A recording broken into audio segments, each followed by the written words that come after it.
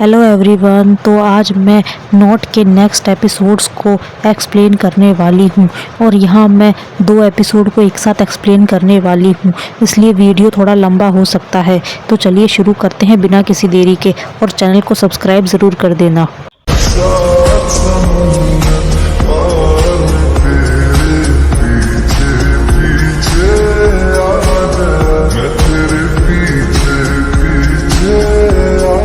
Episode के starting में हम देखते हैं कि नाखिन और ओंगसा लेटे रहते हैं। तभी नाखिन कहता है, तुमने ये सब मुझसे कब से छुपा रखा है।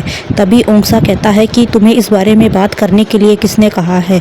तभी नाखिन कहता है कि मैंने आखिर बोला ही क्या है। तभी ओंगसा उसे नाराज़ होने लग जाता है और नाखिन उसे मनाता है। ओंगसा कहता है कि मुझे शर्म आ रही है।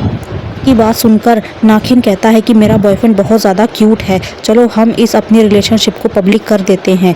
तभी ओंगसा कहता है, लेकिन तुम्हारे परिवार वालों के बारे में क्या, कि तुम्हारे परिवार जैसी एक माफिया फैमिली एक बेटा को अपने दामाद के रूप में स्वीकार करेगी। तभी नाखिन कहता है कि मैं ये तुम पर छोड़ता हूँ, अगर जिस दिन तुम अच्छे से कंफर्टेबल हो तब मुझे बता देना, और रही अपने फैमिली से बात करने की तो वो तो मैं करूँगा। नाखिन की बात सुनकर ओंगसा कहता है कि तुम्हारी फैमिली तो तुम्हारे लिए एक ओमेगा ही डिसाइड करेगी, क्योंकि तुम एक ट्रू अल्फा हो।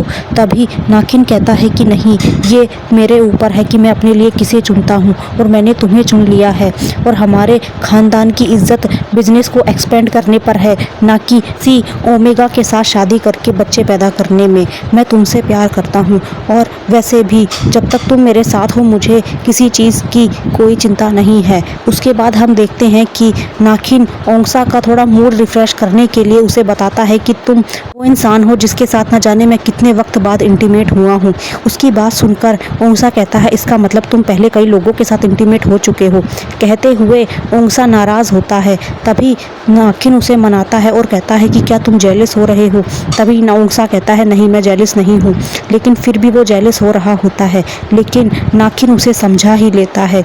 और यहीं हम देखते हैं कि नाखिन ओंगसा के साथ एक पागल आशिकों की तरह बहुत सारे वादे कर देता है। दोनों इसी तरह अपनी नाइट हैप्पीली बिताते हैं। नेक्स्ट सीन में हम देखते हैं कि हमारे दूसरे लव बर्ड्स नाखुन और फात्सा एक साथ सोते रहते हैं, और तभी इन दोनों का भी सीन बन जाता है। वेल गाइस, मुझे ये बात समझ में नहीं आती कि इस सीरीज में इतना सारा रोमांस क्यों है। कुछ और सीन भी डाल सकते हैं, लेकिन यहाँ बहुत रोमांस है। खैर, आगे हम देखते हैं कि नाखुन फात्सा को उसके टमी पर किस कर रहा होता है। तभी फात्सा कहता है कि वहाँ किस मत करो, गुदगुदी होती है। तभी नाखुन कहता है, मैं तो अपने बेबी को किस कर रहा हूँ। उसकी बात सुनकर फात्सा हैरान रह जाता है और पूछता है, बेबी मतलब। तभी नाखुन उसे बताता है कि तुम प्रेग्नेंट हो। उसकी बातें सुनकर फात्सा और ज़्यादा चौंक जाता है। उसके बाद वो हैरानी से उठता है और कहता है, तुम्हारी बातों का क्या मतलब है, मैं प्रेग्नेंट कैसे हो सकता हूँ। तभी नाखुन कहता है कि तुम प्रेग्नेंट क्यों नहीं हो सकते हो, तुम मेरे साथ रोज़ाना एक बेड पर सोते हो, तो तुम्हें ऐसा क्यों लगता है कि तुम प्रेग्नेंट नहीं हो सकते हो। खैर, मुझे ये बताओ कि तुम्हें ऐसा अजीब सा फील कब से हो रहा है, जब तुम्हें मेरा फेरोमोन्स की सबसे ज़्यादा ज़रूरत महसूस होती हो। तभी फात्सा कहता है, ऐसा तो 1 हफ्ते से हो रहा है, क्या मैं सच में प्रेग्नेंट हूँ। तभी नाखुन बताता है कि हाँ, मेरे बॉडीगार्ड सिला और आई ऐसे ही कह रहे थे। तभी उसकी बात सुनकर फात्सा चौंक जाता है, क्योंकि वो अभी प्रेग्नेंट होने के लिए तैयार नहीं था। तभी नाखुन की बात सुनकर फात्सा कहता है कि नहीं, अभी मुझे इस बारे में कोई बात नहीं करनी है, और मैं अभी भी टायर्ड फील कर रहा हूँ, मैं अभी एक न्यू ओमेगा हूँ, मैं इस बारे में कुछ नहीं जानता हूँ। तभी नाखुन कहता है कि ठीक है, तो आज मैं तुम्हें डॉक्टर के लेकर चलूँगा, वहाँ जाकर हम तुम्हारे बारे में बात करेंगे। नेक्स्ट सीन में हम देखते हैं कि नाखुन और फात्सा हॉस्पिटल के लिए जा रहे होते हैं। रास्ते में मॉम मिल जाती है और वो पूछती है कि कहाँ जा रहे हो। नाखुन बताता है कि मैं फात्सा को हॉस्पिटल लेकर जा रहा हूँ। मॉम वरिड होती है और कहती है कि क्या बात हो गई, क्या फात्सा की तबीयत खराब है। तभी फात्सा कहता है कि नहीं, बस मैं रेगुलर चेकअप के लिए जा रहा हूँ। उसके बाद वो नाखुन को मना करता है कि अभी मैं प्रेग्नेंट नहीं हूँ, इस बारे में मॉम को कुछ मत बताना। तभी वहाँ पर डैडी आ जाते हैं और कहते हैं कि हॉस्पिटल में जाना अक्सर लोगों को पसंद नहीं होता, लेकिन तुम तो मेरे बेटे को अक्सर ऐसे लेकर जाते हो जैसे तुम उसके साथ ट्रेड कर रहे हो। खैर जो भी हो, तुमने तो मेरे बेटे को अपना गुलाम बना लिया है। और कहते हुए वो फात्सा पर बहुत सारे टोंट मारते हैं, लेकिन फात्सा चुपचाप सुनता है। नाखून उसका साइड लेकर उसके प्रेगनेंसी के बारे में रिवील करना चाहता है। तभी फात्सा उसे ऐसे करने से मना कर देता है। तभी डैड कहते हैं मैं कहाँ अपना टाइम वेस्ट कर रहा हूँ। उसके बाद हम हॉस्पिटल का सीन देखते हैं जहाँ पर ये बात पता चल जाती है कि अभी फात्सा प्रेग्नेंट नहीं है और ये बात जानकर फात्सा तो मन ही मन बहुत खुश होता है। तभी डॉक्टर नाखून को बताते हैं कि परेशान होने की ज़रूरत नहीं है मिस्टर नाखून, अभी ये ओमेगा का हीट टाइम है, इसी वजह से शायद मिस्टर फात्सा को ऐसी परेशानियों का सामना करना पड़ा होगा। उनके सिम्टम्स ऐसे लगे होंगे कि जैसे वो प्रेग्नेंट हैं, लेकिन अभी वो फ़िलहाल प्रेग्नेंट नहीं है, लेकिन आपको परेशान होने की ज़रूरत नहीं है। कहते हुए डॉक्टर फात्सा और नाखून को और भी बहुत सारी बातें बताता है कि अल्फ़ा और ओमेगा में प्रेगनेंसी के लिए क्या ज़रूरतें होती हैं और रिप्रोडक्टिव सिस्टम ओमेगा के लिए कैसे काम करता है। तभी उसकी बात सुनकर नाखून फात्सा को संभालने के लिए उसका हाथ पकड़ लेता है। नेक्स्ट सीन में हम देखते हैं कि ओंसा अपने कैफ़े पहुंचता है। तभी उसका कैफ़े ओनर दोस्त बोलता है कि अब भी क्यों आए, अब तो सूरज आसमान में सिर पर चढ़ गया है। तभी ओंसा बहाना बनाते हुए कहता है कि ट्रैफिक बहुत ज़्यादा था इसलिए मुझे लेट हो गया। ओंसा की बात सुनकर कैफ़े ओनर बोलता है कि अच्छा बहाना बना लेते हो। ये ओंसा बोलता है छोड़ो ये सब बातें, एक्सप्रेसो मशीन स्टार्ट करो, हमें रेस्टोरेंट में काम करना है, कस्टमर्स वेट कर रहे हैं। तभी कैफ़े ओनर बोलता है कि आज तुम बहुत ज़्यादा खुश नज़र आ रहे हो ओंसा, मुझे ये पता है, मैंने सुना है कि कल तुम नाखिन के साथ थे। तभी ओंसा उसे बोलता है कि नहीं ऐसा कुछ नहीं है, तुम गलतफहमी पाल रहे हो। इतना कहते हुए वो उसे चुप रहने के लिए कह देता है। तभी बार ओनर बोलता है कि ठीक है जाओ टेबलें साफ़ करो, तब तक मैं अपना काम करता हूँ। कैफ़े ओनर की बात सुनकर ओंसा अपना काम में लग जाता है। तभी वहाँ पर नाखिन आ जाता है जो उसके लिए ऑरेंज लेकर आया था। उसे देखते ही ओंसा पूछता है कि तुम इन्हें ज़बरदस्ती बाय करके क्यों ले आए हो। तभी नाखिन बोलता है कि इनकी स्मेल बिल्कुल मेरे जैसी है और मैं चाहता हूँ कि जब भविष्य में मैं तुम्हारे आसपास ना रहूँ तो तुम इनके साथ मेरी खुशबू महसूस कर सको। उन्हें इस तरह रोमांस करते हुए कैफ़े ओनर दोस्त भी देख रहा होता है, लेकिन तभी ओंसा कहता है कि मेरा भाई देख लेगा। तभी नाखिन कहता है कि चलो कोई बात नहीं, तभी हम थोड़ा सा तो कर ही लेते हैं। उसके बाद वो दोनों वापस से किस करना शुरू कर देते हैं, लेकिन ओंसा वापस से कहता है चलो छोड़ो इन सब बातों को, मुझे देख रहा है और वो मुझे बाद में चिढ़ाएगा। नेक्स्ट सीन में हम देखते हैं कि कैफ़े में नाखून और फात्सा भी आ जाते हैं। नाखून पूछता है कि तुम लोग क्या कर रहे हो। तभी नाखिन कहता है कि बस कुछ नहीं, थोड़ी बहुत बातचीत कर रहे हैं। तभी नाखून वहाँ पर आकर बता देता है कि फात्सा प्रेग्नेंट नहीं है। ये सुनकर नाखिन बहुत ज़्यादा हैरान रह जाता है और कहता है कि ऐसा कैसे हो गया, तब लेकिन इसके लक्षण तो बिल्कुल प्रेग्नेंट जैसे थे। तभी नाखून बताता है कि उसने बहुत दिनों से लगातार काम किया है और उसका शरीर थक गया था, इसीलिए सिम्टम्स ऐसे थे। तभी नाखिन बताता है लेकिन मैं तो बहुत ज़्यादा खुश था कि मुझे एक प्यारा सा भतीजा आने वाला है, मैंने तो बहुत सारे गिफ्ट्स भी रेडी कर लिए थे। तभी ओंसा कहता है कि इसके बारे में जल्दबाजी ही क्या है, अभी फात्सा की बॉडी रेडी नहीं है। तभी उन कहता है कि एक अल्फ़ा को उसका बच्चा नहीं मिल रहा है, इससे शर्मनाक बात क्या होगी एक अल्फ़ा के लिए। तभी फात्सा बॉडीगार्ड्स को कहता है कि तुम जाकर अपनी ड्रिंक्स ले लो। उसके बाद हम देखते हैं कि नाखिन कहता है कि अगर फात्सा की बॉडी अभी रेडी नहीं है तो हमें भी बच्चे की ज़िद नहीं करनी चाहिए। मैं भी भावनाओं में बहकर ऐसी बातें बोल गया था और मेरे ख्याल से एक मेल ओमेगा की बॉडी प्रेगनेंसी के आफ्टर इफ़ेक्ट के लिए तैयार नहीं होती, इसलिए हमें फात्सा को थोड़ा टाइम देना चाहिए। तभी ओंसा कह देता है कि एक प्योर ओमेगा के लिए तो हीलिंग जैसा कोई पैटर्न होता ही नहीं है, उनकी बॉडी तो ज़्यादा मजबूत होती है। लेकिन जैसे ही ओंसा को एहसास होता है उसने क्या बोल दिया, वो अपना मुंह बंद कर लेता है। नाखिन और नाखून हैरान होकर फात्सा से पूछते हैं क्या तुम प्योर ओमेगा हो। की बात सुनकर फात्सा कहता है कि मैंने सबको बताने से मना किया था।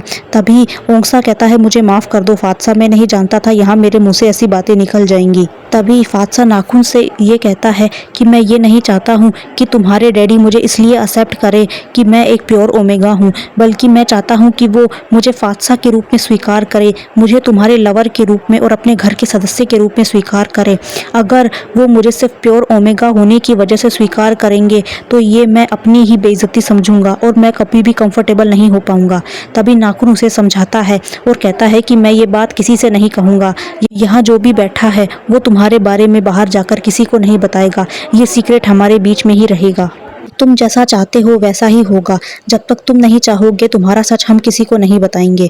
आगे हम देखते हैं कि नाखून और फात्सा वहाँ से निकल जाते हैं और अब नाखिन और ओंसा वहाँ पर रह जाते हैं। नाखिन अभी भी ऑरेंज लेकर बैठा था। तभी ओंसा उसे परेशान होकर देखता है और कहता है कि तुम रोजाना मुझसे मिलने के लिए आ जाते हो, क्या तुम काम नहीं करना चाहते हो? तुम्हारे सारे फैमिली का इतना बड़ा बिजनेस है, क्या तुम्हें उसे नहीं संभालना चाहिए? तभी नाखिन कहता है कि वो सब संभालने के लिए मेरा भाई है तो सही, और जब उसे ज़रूरत पड़ती है तो मैं उसकी मदद कर देता हूँ, लेकिन वही मुझे कहता है कि मैं अपनी ज़िंदगी इंजॉय करूँ, क्योंकि मेरे पास काम करने के लिए बहुत लंबा वक्त है और फिलहाल मैं तुम्हारे साथ अपना टाइम इंजॉय करना चाहता हूँ। तभी ओंसा कहता है तो तुम अपना टाइम और अपनी फैमिली की सारी रेपुटेशन एक बेटा के लिए ख़राब कर रहे हो। तभी नाखिन कहता है कि मैं जिससे प्यार करता हूँ वो कोई ऑर्डिनरी बेटा नहीं है, बल्कि वो मेरे दिल के बहुत ज़्यादा करीब है। और इतना कहते हुए वो दोनों वापस से एक दूसरे के साथ प्यार भरे मोमेंट शेयर करने लग जाते हैं। हाँ, नाखिन ओंसा को वापस से बताता है कि अगर ओंसा बीटा होता, ओमेगा होता या अल्फा होता या जो भी होता, मैं हमेशा उससे ही प्यार करता। और तुमको ऐसा क्यों लगता है कि बीटा बहुत ज़्यादा कमज़ोर होते हैं? मेरे स्कूल टाइम में मैं एक बीटा लड़की से मिला था जिसने मुझे बहुत बुरी तरह से मारा था। तभी ओंसा कहता है कि हाँ, बीटा ऐसा कर सकते हैं। सीन में हम देखते हैं कि वो आदमी जिसको प्योर ओमेगा को ढूंढने का काम दिया था, वो डैडी के पास आता है और उन्हें बताता है कि ये सारी डिटेल है उस ओमेगा के बारे में। तभी डैडी उसको खोलकर पढ़ते हैं और कहते हैं कि बस इतना ही है। तभी वो आदमी बताता है कि किसी ने सारी सीसीटीवी फुटेज और उस लड़के का सारा डाटा हॉस्पिटल के रिकॉर्ड से हटा दिया है। उसकी बातें सुनकर डैडी गुस्सा हो जाते हैं और कहते हैं इसका मतलब कोई मुझसे लड़ाई कर रहा है उस लड़के को छीनने के लिए। तो ठीक है, मैं भी इस जंग को जीत कर दिखाऊंगा और उस प्योर ओमेगा लड़के को इस घर में लेकर आकर रहूंगा।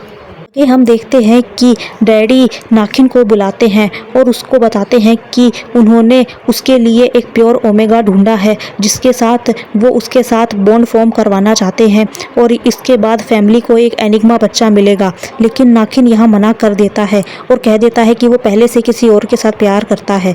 तभी डैडी उसे डांटते हैं और कहते हैं अपनी सपनों की दुनिया से बाहर आ जाओ, तुम एक बीटा के साथ अपनी ज़िंदगी बिताने के सपने देख रहे हो। ये हमारी फैमिली के लिए बहुत ज़्यादा लोअर स्टेटस की बात है और एक अल्फा के लिए भी। तुम अपने परिवार और अपनी ब्लड लाइन के साथ धोखाधड़ी कैसे कर सकते हो? उस बीटा को छोड़ दो और अपनी ज़िंदगी नए तरीके से शुरू करो।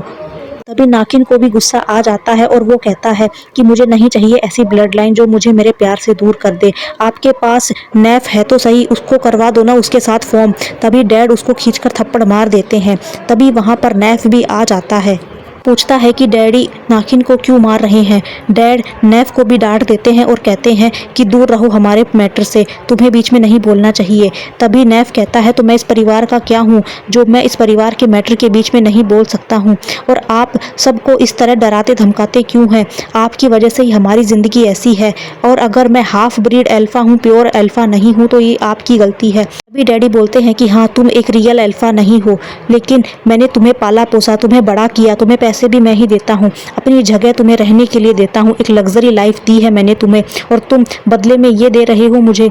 तभी नैफ कहता है तो आप अब मुझे एहसान गिनवा रहे हैं कि आपने मेरे ऊपर कितने कर दिए। तो सुनो मेरी बात, मुझे नहीं चाहिए आपकी ये स्टूपिड ब्लड लाइन, मैं जा रहा हूँ यहाँ से। कहते हुए नैफ वहाँ से आ जाता है और नाखिन भी अपनी डैडी से कहता है आप क्या चाहते हो डैडी। दूसरी तरफ हम देखते हैं कि नैफ गाड़ी चलाते हुए रोने लग जाता है और बस अकेले में ही रोता रहता है। दूसरी तरफ हम देखते हैं कि नैफ रोता हुआ बार में पहुंच जाता है। उससे एक लड़का आकर टकराता है, उससे नैफ लड़ने की कोशिश करता है और उसके साथ लड़ते हुए वो कहता है कि छोड़ो, तुम मेरी क्या परवाह करोगे, मेरी परवाह तो मेरे बाप को ही नहीं है, कोई मेरी परवाह नहीं करता। इतना कहते हुए नैफ उस लड़के को भी भगा देता है। आगे हम देखते हैं कि नाखून और नाखिन साथ में बैठे रहते हैं।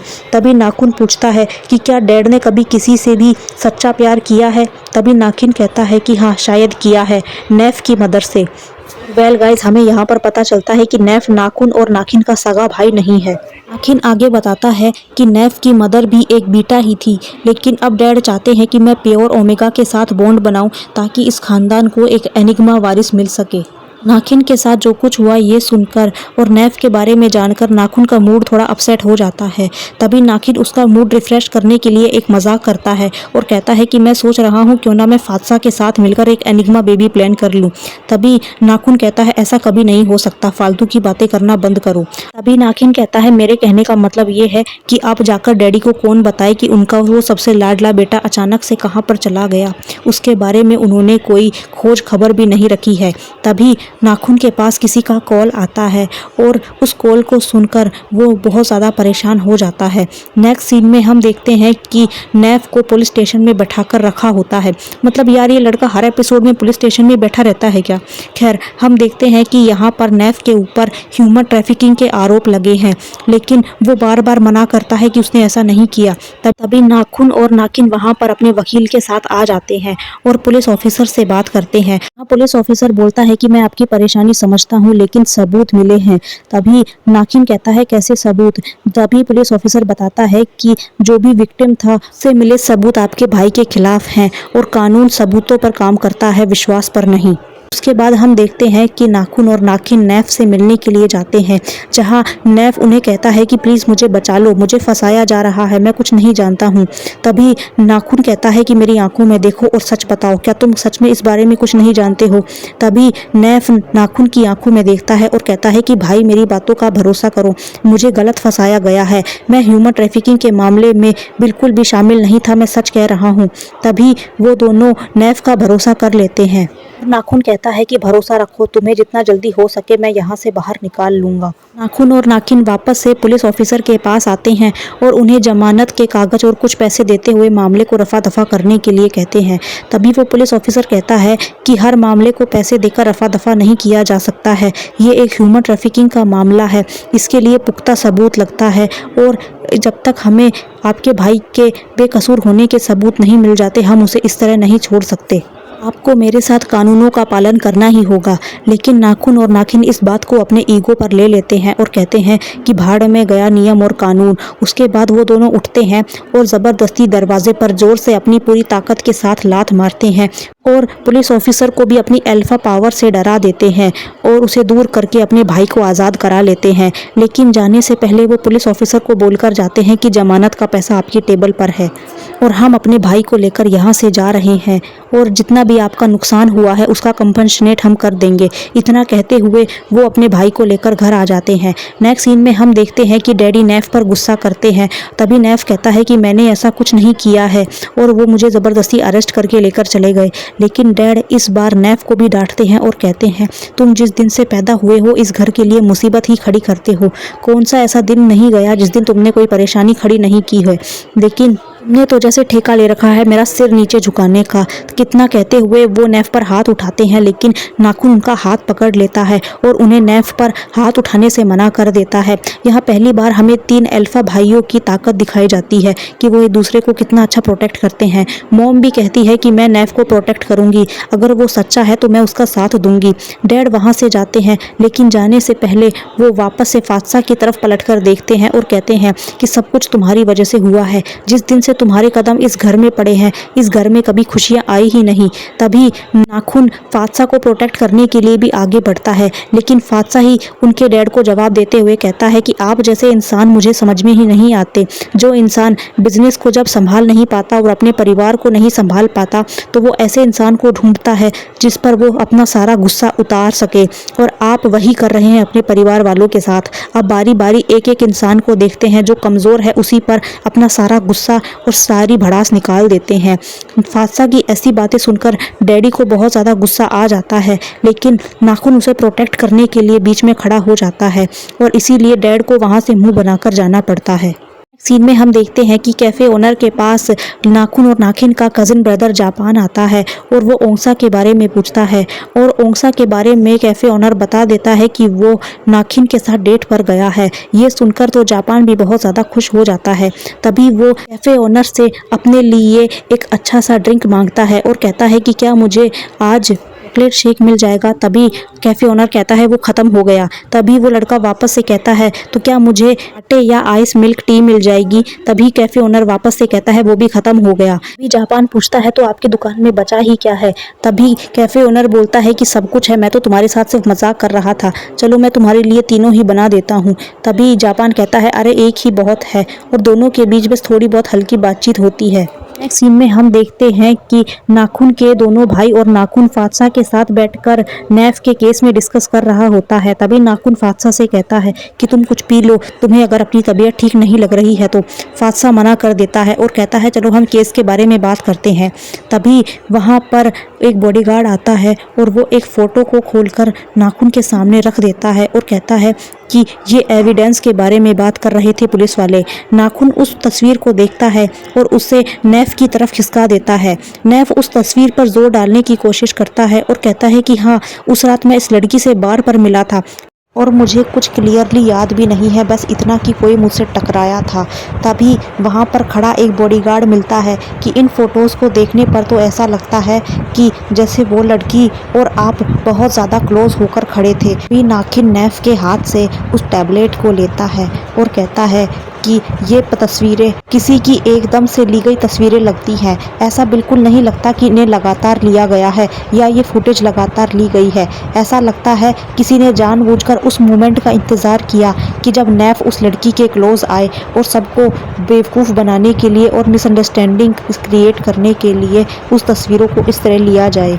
अभी फात्सा उस फुटेज को देखता है और कहता है कि मुझे ऐसा लगता है कि किसी ने लगातार ली गई फ़ोटोज़ को बीच में से डिलीट कर दिया, क्योंकि दो फ़ोटोज़ जो इसमें लगातार दिखाई जा रही हैं उसमें आगे पीछे के लोग तो बिल्कुल अलग हैं। ऐसा लगता है जैसे किसी ने इसे मिसअंडरस्टैंडिंग क्रिएट करने के लिए ही एडिट किया है। तभी नाखून पूछता है कि तुम्हें इसमें नया क्या मिला। तभी फात्सा वापस से उस फुटेज को चेक करता है और कहता है कि ये एक रेगुलर कस्टमर की खींची गई फ़ोटोज़ नहीं है, लेकिन ऐसा ज़रूर लगता है कि ये फ़ोटोज़ उस इंसान ने ली है जो वहाँ पर नैफ के इस पोजीशन में आने के लिए पहले से तैयार खड़ा था। मतलब वो वहाँ पर पहले ही नैफ को फंसाने की पूरी तैयारी के साथ आया था। ये एक प्री प्लान्ड था। हादसा की बात सुनकर नाखिन भी कहता है इसका मतलब कोई पहले से ही नैफ को टारगेट करने का प्लान कर रहा था और उसने शुरुआत से ही उसके सिर पर सारा का सारा ब्लेम डालने का सोच रखा था। भी नैफ कहता है कि मुझे हल्का सा याद आया, उस रात कोई मुझे ज़बरदस्ती अप्रोच कर रहा था। तभी नैफ की बात सुनकर फात्सा कहता है कि उन्होंने तुम्हें तकलीफ़ पहुंचाने के लिए या तुम्हें हर्ट करने के लिए ऐसा नहीं किया, बल्कि अगर सारी चीज़ों को मिलाकर देखा जाए तो ये तुम्हारी फैमिली को नीचा दिखाने के लिए किया गया था। किसी ने नैफ को शिकार ही इसलिए बनाया ताकि वो तुम्हारी फैमिली को गिरा सके। अभी फात्सा की बात सुनकर नाखिन भी कहता है कि अगर ऐसा किसी ने जानबूझकर किया है तो हम इसे सीधा एक युद्ध के तौर पर लेंगे, और शायद उस इंसान ने ठीक से शायद कैलकुलेशन नहीं की कि नैफ अकेला नहीं है जिसे वो इस तरह हरा सकते हैं। तभी हम देखते हैं कि फात्सा नाखून को एक ड्रिंक देता है और उसके बाद वो वापस से काम के लग जाते हैं। तभी नाखून अपने बॉडीगार्ड की तरफ देखता है और कहता है कि माई के जितने भी फाइनेंशियल ट्रांजैक्शन है उसके बारे में मुझे सूचना ला कर दो, और उसके बाद उस बार के सारे कैमरास के जितने भी फुटेजेस हैं मुझे ला कर दो।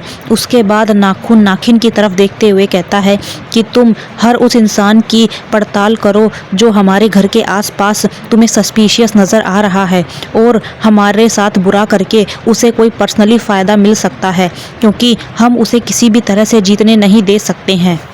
उनकी बात सुनकर नाखिन कहता है ठीक है, हम समझ गए। उसके बाद हम देखते हैं कि नैफ अब भी चुपचाप बैठा होता है। तभी नाखून कहता है कि अगर तुम्हारे दिमाग में कुछ ऐसा है जो तुम्हें परेशान कर रहा है तो बताओ, हम तुम्हारी मदद करेंगे। नाखिन नैफ के कंधे पर हाथ रखता है और उसके बाद उसे बताता है कि हम उसके साथ हैं। तभी नाखून अपने हस्बैंड फात्सा की तारीफ़ करते हुए कहता है कि अगर फात्सा ने कैमरा एंगल के बारे में नहीं बताया होता तो हम तो इस इल्यूज़न में फंस ही जाते कि कौन हमारे साथ बुरा करना चाहता है। तभी फात्सा कहता है कि मैं कभी नहीं चाहता हूँ कि किसी इनोसेंट को ऐसे किए की सज़ा मिले जो काम उसने किया ही नहीं है। तभी फात्सा की नज़र वापस से फुटेज पर पड़ती है। हाँ, वो एक नेकलेस को नोटिस करता है और कहता है कि ये नेकलेस तो मेरा देखा देखा लग रहा है। हाँ, ये तो सेंगवे का नेकलेस है, वो सेम ऐसा ही नेकलेस पहनता है। कि वहाँ पर खड़ा हुआ एक बॉडीगार्ड बोलता है कि तो फिर ये कोई कोइंसिडेंस नहीं हो सकता है, क्योंकि जिस तरह वो लड़की खड़ी है और जिस तरह से फ़ोटोज़ क्लिक की गई हैं, ऐसा लगता है जैसे किसी ने खड़े होकर वो फ़ोटोज़ क्लिक की हैं। भी दूसरा बॉडीगार्ड भी बोलता है इसका मतलब वो लड़की सिर्फ एक गवाह ही नहीं है, वो इस सब खेल में शामिल भी हो सकती है। उसकी बात सुनकर नैफ कहता है कि मैंने उस लड़की के साथ ऐसा कुछ नहीं किया कि वो मेरे को इतना ज़्यादा बर्बाद करने के बारे में सोच सकती है। तभी फात्सा कहता है कि अक्सर वही इंसान हमें हर्ट करता है जिससे हम सबसे ज़्यादा भरोसा करते हैं या उसे ही प्रोटेक्ट करने के बारे में सोच रखते हैं, लेकिन अगर सच में इन सब में सेंगवे इन्वॉल्व है, सिचुएशन पहले से ज़्यादा कॉम्प्लिकेटेड हो चुकी है। नाकिन कहता है कि इसका मतलब जो इस वक्त नैफ को फंसा रहा है वो पहले से ही इन सब कामों में शामिल है और उसने बस उस लड़की को एक ढाल बनाकर इस्तेमाल किया है। वो सिर्फ पर्दे के पीछे काम कर रही है, असल में गेम तो कोई और ही खेल रहा है। तभी वहाँ पर खड़ा होकर वो बॉडीगार्ड बोलता है कि इसका मतलब माई इन सब में मास्टरमाइंड नहीं है। तभी नाखून कहता है कि अभी शुरुआती तौर में कुछ भी कहना बिल्कुल असंभव है, क्योंकि हम इसी तरह कुछ भी अजम्पशन नहीं निकाल सकते हैं। हमें हर एक बारीकी को अच्छे से समझना होगा और जहाँ तक रही सेंगवे की बात, तो उस पर भी हमें ध्यान रखना होगा। तभी नाखिन कहता है कि मैंने पता करवाया है कि शी और माई एक दूसरे के साथ काफ़ी लंबे वक्त से कनेक्टेड हैं। अगर ऐसा है तो हम कोई भी सुराग नहीं छोड़ेंगे। तभी नाखून का बॉडीगार्ड जिसका नाम आई होता है वो कहता है कि मेरे ख्याल से अगर सेंगवे भी इन सब में इन्वॉल्व है तो हमें उसे नज़रअंदाज नहीं करना चाहिए। जिसकी बात सुनकर नाखून कहता है कि अगर सेंगवे इन सब में इन्वॉल्व है तो मैं इसे और अपने परिवार को परेशान नहीं करने दूंगा।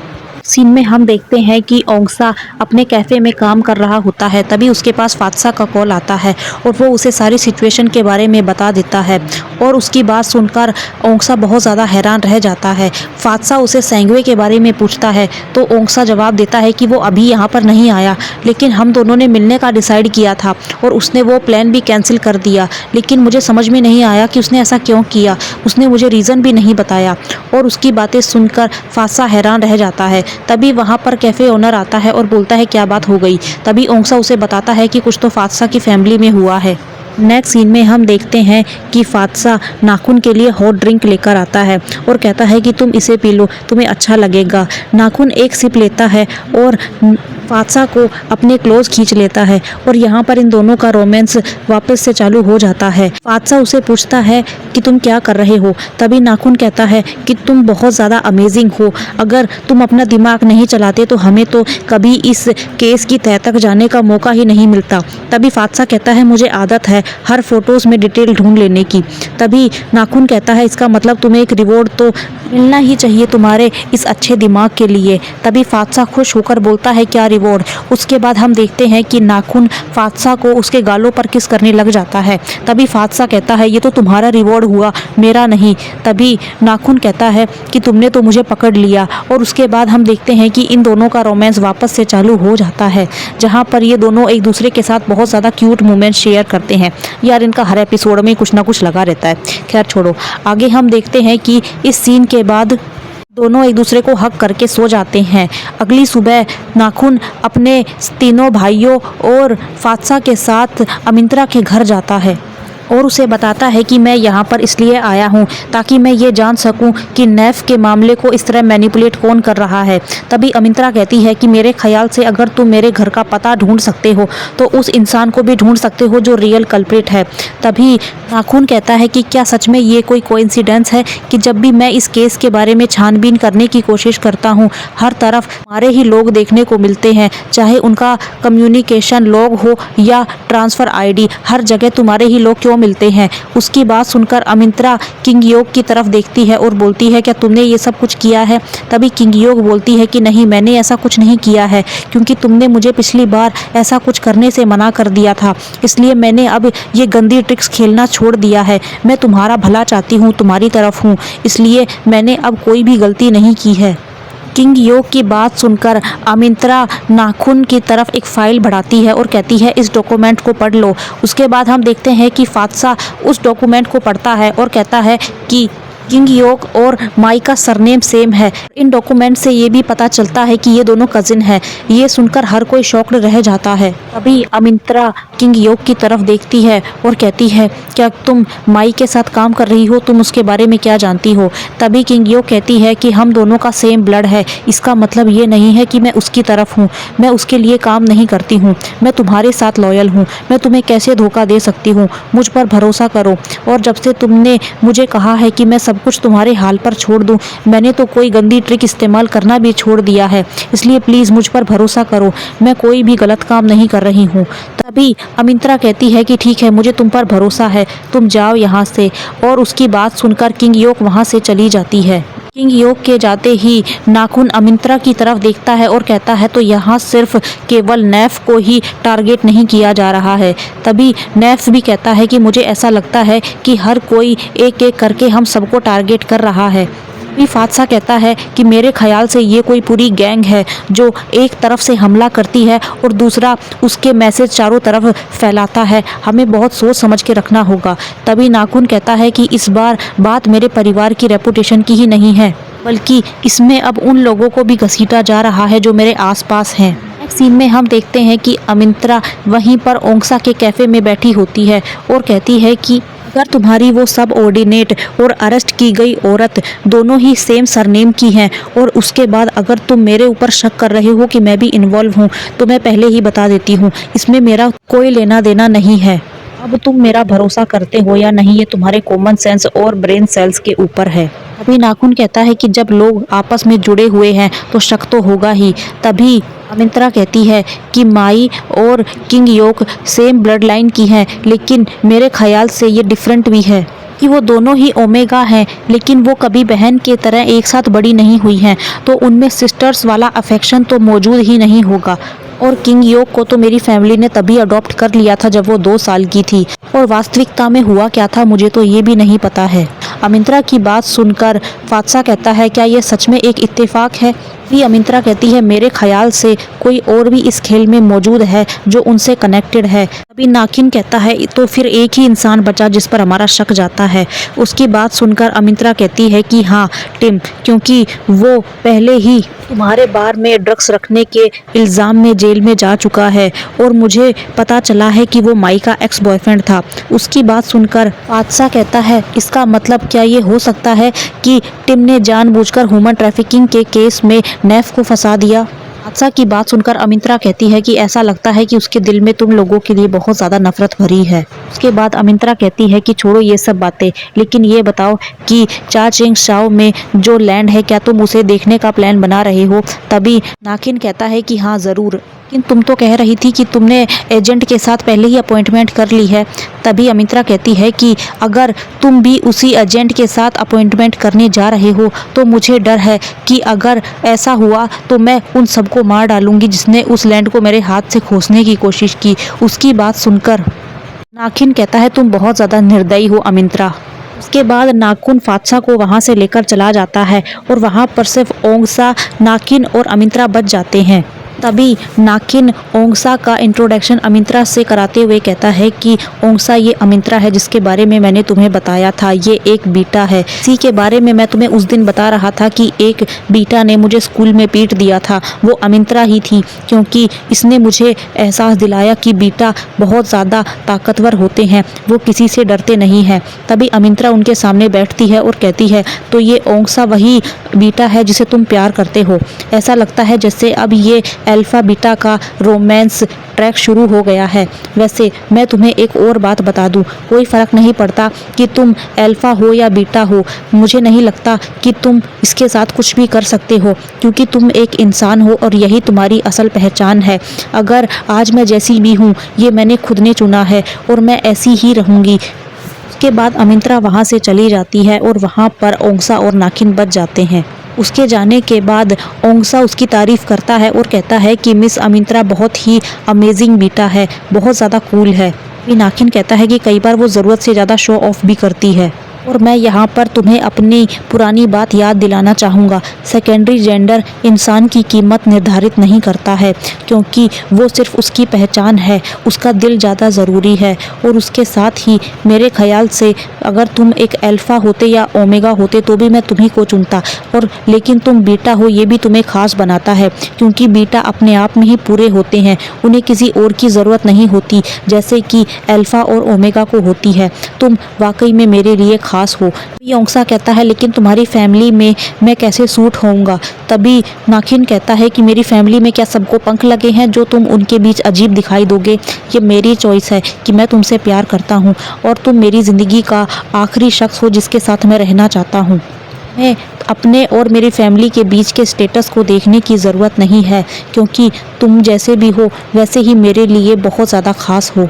तभी ओंसा कहता है चलो आज के ये अच्छे शब्द खत्म हुए। आगे नाखिन कहता है कि जब भी बात तुम्हारी हो मैं हमेशा सीरियस होकर कहता हूँ, ये झूठे शब्द नहीं है। उसके बाद वो उसे सीने से लगा लेता है।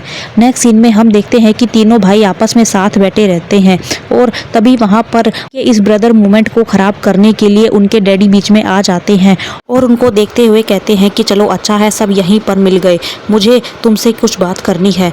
तभी नाखिन कहता है कि अगर आपको उसी मैटर में बात करनी है तो हम में से कोई भी इंटरेस्टेड नहीं है उस बारे में बात करने के लिए। तभी डैडी उस पर गुस्सा होते हुए कहते हैं कि मैं चाहता हूं कि तुम एक ओमेगा से शादी करो, एक प्योर ओमेगा जो इस खानदान को उसका वारिस दे सके। तभी नाखिन कहता है कि हाँ मेरे पास यही काम रह गया है कि मैं अब इस खानदान को वारिस देने के लिए बैठा रहूं। तभी उसके डैड कहते हैं लेकिन तुम हमारे खानदान के बेटे हो, तुम्हें ये करना ही होगा। नाखिन और उसके डैड के बीच में माहौल गर्म होता देख नाखुन बोलता है कि अगर आपको यही चाहिए कि आपको एक ऐसा पोता चाहिए जो इस खानदान का नाम ऊंचा रखे तो मैं वो आपको पोता दूंगा, मैं उस ओमेगा से शादी करूंगा। तभी डैडी उस पर टोंट मारते हैं और कहते हैं कि तुमने तो फादशाह के साथ बॉन्ड बना लिया है तो तुम तो इस रेस से पहले ही बाहर हो गए। कहते हुए डैड उन सबको वापस से टोंट करके जाते हैं और कहते हैं कि इस ब्लड लाइन के लिए मुझे एक ऐसा वारिस चाहिए जो इसे हमेशा के लिए बनाए रखे और वो एक प्योर ओमेगा से ही मिलेगा। तभी नाखिन कहता है और आपको इस बात से कोई फ़र्क नहीं पड़ता कि वो फैसला लेकर आपके बच्चे खुश रहेंगे या नहीं। तभी उसके डैड कहते हैं कि खुशी सिर्फ एक फेक चीज़ है जिसके बारे में ज़्यादा नहीं सोचा जाता, लेकिन ताकत असल चीज़ है और मैं अपनी फैमिली के लिए वही चीज़ें सोचता हूँ। उसके बाद डैडी वहाँ से चले जाते हैं और हम देखते हैं कि वो तीनों बस एक दूसरे के साथ खड़े रहते हैं। आगे हम देखते हैं कि नाखुन जब अपने कमरे में आता है तो फादशाह उससे नाराज़ रहता है। नाखुन फादशाह को मनाने की कोशिश करता है और कहता है कि क्या तुम मुझसे नाराज़ हो, लेकिन फादशाह कोई जवाब नहीं देता और वो मुंह बनाकर खड़े रहता है। तभी नाखुन उसको पीछे से आकर हक करता है और कहता है कि बताओ ना तुम मुझसे नाराज़ क्यों हो। तभी फादशाह कहता है कि तुम्हें मेरी क्या ज़रूरत है, तुम तो एक ओमेगा से शादी करना चाहते हो ना, एक प्योर ओमेगा से। तभी नाखुन उसे कहता है कि मैं जिससे शादी करना चाहता हूँ वो सिर्फ फादशाह है। कहते हुए वो फादशाह को अपनी तरफ घुमाता है और कहता है कि तुमने ही तो मना किया था ना कि मैं डैडी को तुम्हारे बारे में ना बताऊं कि वो तुम ही प्योर ओमेगा हो, लेकिन जब तक तुम नहीं चाहते हो मैं उन्हें नहीं बताऊंगा। लेकिन जिस दिन सबको पता चल गया उस दिन मैं जिससे शादी करूंगा वो तुम होगे फादशाह। मेरे डैड जैसा एनिग्मा पोता चाहते हैं वो उन्हें तुम ही दे सकते हो और मुझे तुम पर पूरा भरोसा है।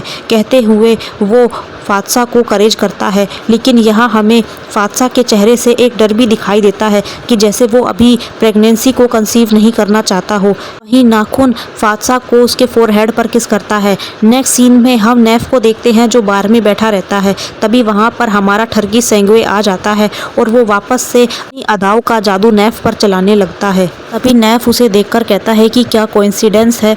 तभी सेंगवे कहता है कि हम बार बार मिलते ही जा रहे हैं, हाँ ये सच में कोइंसिडेंस है। तभी नैफ कहता है कि मुझे नहीं लगता कि ये कोइंसिडेंस है, मुझे ऐसा लगता है कि तुम जानकर कोइंसिडेंस बना रहे हो। तभी सेंगवे कहता है चलो ऐसा ही मान लो। उसके बाद वो साथ में एक दूसरे के साथ एक कोने में बात करने आ जाते हैं, जहाँ सेंगवे उसे ड्रिंक कराता है और कहता है कि चलो हम एक दूसरे के साथ अपनी जान पहचान बढ़ाते हैं। तभी नैफ कहता है कि जान पहचान बढ़ाने की क्या ज़रूरत है, हम तो पहले ही एक दूसरे को जानते हैं। है। सेंगवे कहता है कि मुझे तुम जैसे लोग बहुत पसंद है जो बहुत स्ट्रेट फॉरवर्ड हैं, जो घुमा फिरा के बातें नहीं करते, मुंह पर बोलते हैं। लेकिन क्या तुम इस तरह सभी से बातें करते हो? तभी नैफ कहता है कि ये सामने वाले इंसान पर डिपेंड होना चाहिए कि वो कौन है। नैफ की बातें सुनकर सेंगवे कहता है कि अगर तुम जिस पर भरोसा करते हो उसे इस तरह अपने करीब आने देते हो और वो सब कुछ करने देते हो। तभी नैफ उसे जवाब देता है कि तुम्हें सवाल करना बहुत अच्छे से आता है। तभी सेंगवे उसके और क्लोज होता है और कहता है कि क्या तुम नेक्स्ट वीक मेरे साथ स्पेंड करोगे? तभी नैफ उसे बता देता है कि वो अपने भाइयों के साथ एक ज़मीन देखने जा रहा है, इसलिए वो उनके साथ नहीं आ सकता। तभी सेंगवे कहता है तो मैं भी साथ में चलूं? नैफ उसे जवाब देता है कि ये निजी मामला है और आउटसाइडर वहाँ पर अलाउ नहीं होंगे। उसकी बात सुनकर सेंगवे कहता है इसका मतलब तुम मुझे अपने आदमी की तरह ट्रीट नहीं करते हो। कहते हुए वो जाने लगता है, लेकिन नैफ उसे पकड़कर अपनी तरफ खींचता है और कहता है कि तुम मेरे बन जाओ, उसके बाद मैं तुम्हें अपने आदमी की तरह ट्रीट करूंगा। और उसके बाद उन दोनों का वहीं बार में बैठकर हॉट रोमांस चालू हो जाता है और वहीं पर नैफ अपनी पूरी रात बिता देता है। खैर आगे हम देखते हैं कि उसके दोनों भाई उसके आने का इंतज़ार कर रहे होते हैं और वो इस बारे में अपनी नौकरानी से भी पूछते हैं, जो कहती है कि वो बस आने ही वाले होंगे। तभी वहाँ पर नैफ आ जाता है और वो अपने भाइयों को बैठा देखकर जल्दी से उनके पास जाता है, जहाँ पर नाखून बोलता है कि तुमने आज बहुत ज़्यादा इंतज़ार करवा दिया है, तुम इतना देरी से कैसे आए? तभी नाखून बोलता है कि वो अपने बर्ताव के लिए माफ़ी मांग चुका है, चलो अब चलते हैं वरना हम लेट हो जाएंगे। उसके बाद हम देखते हैं कि तीनों भाई अपने ज़मीन के काम से जाने लग जाते हैं, जहाँ पर उनकी नौकरानी उन्हें सड़क पर आराम से जाने के लिए कहती है। तभी पीछे पीछे उनके बादशाह भी दरवाजे तक आ जाता है, जिसे देखकर नाखिन कहता है कि भाभी क्या आप भी हमारे साथ चलोगी? और उसकी बात सुनकर सबको हंसी आ जाती है। तभी नाखून उसे कहता है कि तुम जाकर आराम करो, बाहर बहुत ज़्यादा गर्मी है। बादशाह कहता है कहाँ पर गर्मी है? तभी नाखून कहता है मैं तुम्हारे लिए बाहर से स्नैक्स लेकर आऊँगा। बादशाह उनसे बॉडीगार्ड्स ले जाने के बारे में बोलता है तो वो लोग बोल देते हैं कि वो किसी ज़रूरी इंसान से मिलने के लिए जा रहे हैं, जहाँ पर उन्हें बॉडीगार्ड्स की ज़रूरत नहीं है। उसके बाद नाखून बादशाह की चिंता करते हुए कहता है कि मैं तुम्हें शाम को मिलता हूँ और तुम प्लीज़ बाहर मत आना, अंदर ही रहो। कहते हुए वो बादशाह को किस करता है और उसके पीछे खड़े दोनों भाई बस उसको टीज़ करते हुए वहाँ से चले जाते हैं और कहते हैं कि हमें दर्द हो रहा है, और वो वहाँ से बादशाह को छोड़कर अपने काम के लिए निकल जाते हैं। आगे हम देखते हैं कि नाखिन ड्राइव कर रहा होता है और बोलता है कि हमेशा मुझे ही ड्राइव करने को क्यों मिलता है, मैं भी पीछे आराम से बैठना चाहता हूँ, हमेशा मेरे साथ ही गलत होता है। भी नाखून कहता है कि आज तुम्हारी बारी है, तुम ही गाड़ी चलाओ। उसकी बात सुनकर नैफ कहता है कि भाई का मूड तब सबसे ज़्यादा ख़राब होता है जब वो भाई के तौर पर डांट मारना शुरू कर देता है। तभी नाखिन कहता है कि ऐसा लगता है जैसे वो अपने कुत्तों को ट्रेन कर रहा हो। शायद नाखून अपनी वाइफ को याद कर रहा है। तभी नाखून कहता है मुझे सब सुनाई दे रहा है। भी नैफ बोलता है कि क्या मैं आप दोनों से एक बात पूछूं कि उस दिन जब मैं पकड़ा गया तो आप लोगों ने मेरी मदद क्यों की? तभी नाखून कहता है क्योंकि तुमने बोला था कि तुमने वो नहीं किया और हमें तुम्हारा भरोसा करना पड़ा। अगर तुम्हें मेरे ऊपर भरोसा नहीं है तो नाखिन से पूछ लो। तभी नाखिन कहता है कि तुम्हारी आंखें कभी झूठ नहीं बोलती है नैफ। तभी नाखून बोलता है और फिर जो भी बात रही हो, तुम आखिर हमारे भाई हो, तुम्हारा साथ तो हमें देना ही था। उसकी बात सुनकर नैफ थोड़ा सा इमोशनल हो जाता है और कहता है कि एक दिन डैडी ने मुझसे कहा था कि मेरे जो दो भाई हैं वो मेरे साथ मुझे बिजनेस में सपोर्ट करेंगे और मुझे अपनी फैमिली का हिस्सा बनाएंगे क्योंकि वो बहुत ज़्यादा अच्छे हैं। और नैफ इतना कहते हुए इमोशनल होने लग जाता है। तभी नाखिन कहता है कि अगर तुमने अभी भी इमोशनल होना बंद नहीं किया तो मैं ड्राइविंग छोड़ के तुम्हारी गोदी में बैठ जाऊंगा। और उसकी बात सुनकर एक पल के लिए नैफ के होठों पर भी मुस्कान आ जाती है। नाखून भी कहता है कि फ़र्क नहीं पड़ता कि अतीत में हम सबके बीच में क्या हुआ है, फ़र्क ये पड़ता है कि तुम हमारे भाई हो और अंत में हम तुम्हें ही चुनेंगे।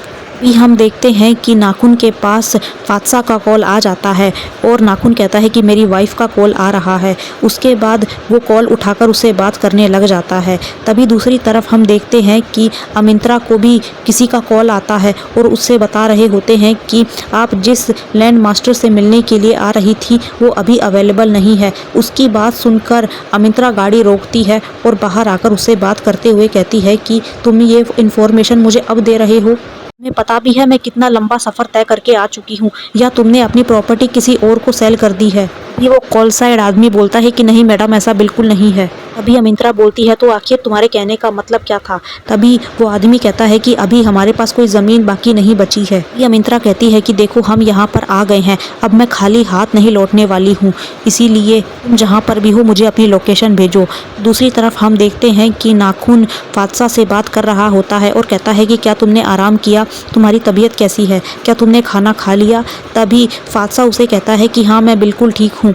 उसके बाद नाखून और फातसा उस लैंड के बारे में बात करने लग जाते हैं, जहाँ पर वो दोनों इस बारे में बात करते हैं कि पर्पल और ग्रीन लैंड पर फोकस करने के क्या फ़ायदे हैं। तभी नाखिन से पूछता है कि क्या तुम वो डॉक्यूमेंट्स ले आए जो हमें ज़रूरी थे। तभी नैफ कहता है वो तो मैं भूल गया, क्योंकि मैं सुबह आते ही आप लोगों के साथ निकलकर बाहर आ गया, इसलिए मैं उसे लाना ही भूल गया। उनकी बात सुनकर फातसा कहता है कि क्या मैं आपके पास उन डॉक्यूमेंट्स को लेकर आ जाऊं। अभी नाखून कहता है ठीक है मैं तुम्हें लोकेशन भेज दूंगा, लेकिन आराम से आना। दूसरी तरफ अमिंत्रा अब भी उस आदमी से बात कर रही होती है और कहती है कि क्या ओनर के पास कोई और ज़मीन नहीं है हमें बेचने के लिए। देखो मैं आ गई हूँ तो मैं खाली हाथ तो लौटने से रही, और मैं उन लोगों के साथ कंपटीशन नहीं कर सकती जो बहुत ज़्यादा कमज़ोर हो। ऐसे तो मैं उनसे इस तरह आराम से जीत जाऊँगी कि मैं अपने ऊपर प्राउड ही नहीं कर पाऊँगी। फ़िलहाल के लिए मेरे पास किंग योक है जो तुम्हें लोकेशन सेंड कर देगी, और मैं जल्दी ही बैटल फील्ड में तुमसे मिलने के लिए आ रही हूँ। कहते हुए मिंत्रा कॉल काट देती है। तभी किंग योक कहती है कि आपने इस बारे में उसे कुछ क्यों नहीं बताया। तभी किंग योक की बात सुनकर अमिंत्रा भी कहती है कि मैं हमेशा बराबरी की टक्कर देने वाले लोगों के साथ समझौते करती हूँ, इसे लोकेशन सेंड कर दो। लेकिन यहाँ गाइस मुझे ये जो लड़की है किंग योक, इसका बिहेव थोड़ा सा सस्पिशियस लग रहा है। मुझे ऐसा लग रहा है ये कुछ छुपा रही है और कोई चालसाजी कर रही है। खैर आगे हम देखते हैं कि नाखून के कैबिन में वो सर्वेंट तीनों भाइयों की फ़ोटो को लगाने के लिए जगह ढूंढ रही होती है, लेकिन उसे कोई सूटेबल जगह नहीं मिल रही होती है। तभी वहाँ पर फातसा आ जाता है। फातसा को देखकर वो बोलती है कि आप यहाँ पर क्या कर रहे हो। फातसा कहता है कि वो लोग डॉक्यूमेंट्स भूल गए हैं, मैं उन्हें देने के लिए जा रहा हूँ। तभी उस नौकरानी के हाथ से उन तीनों भाइयों की फ़ोटो गिर जाती है और यहाँ पर ही ये एपिसोड ख़त्म हो जाता है। तो मिलते हैं नेक्स्ट एपिसोड में, तब तक के लिए बाय बाय।